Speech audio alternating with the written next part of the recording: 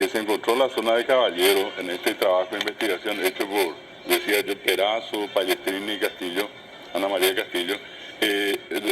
Tuvo como resultado, usando la técnica del carbono 14, que permite descubrir la antigüedad de los fósiles, se encontró que tienen los más recientemente enterrados 990 años.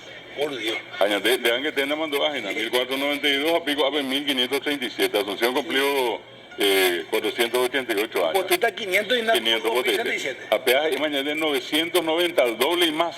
A Pepe Caballero, o hija, güey, de la pizza, cuera, fue un cuñado y coba, a Omano, a cuera, ñeño, trima. La ego, ya anda a pisar este juego, cada Pepe del cuerpo, hace y cuera.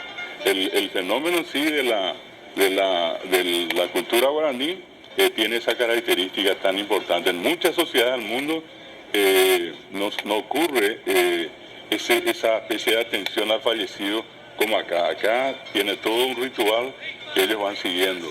Y los más antiguos encontrados allí, Salim, podemos tienen... mostrar, profesor, si me permite, señor director, ahí a pleno podemos mostrar el paraguayo prehistórico, que es lo que el profesor nos está contando. Y justamente allí en la parte superior está, del informe, sí, dice 3.620 años, según esta investigación que está documentada. Esto se puede conseguir la publicación de un libro que se llama El hombre del Pipucó, el hombre del caballero, en cualquiera de nuestras librerías. Y 3.620 años.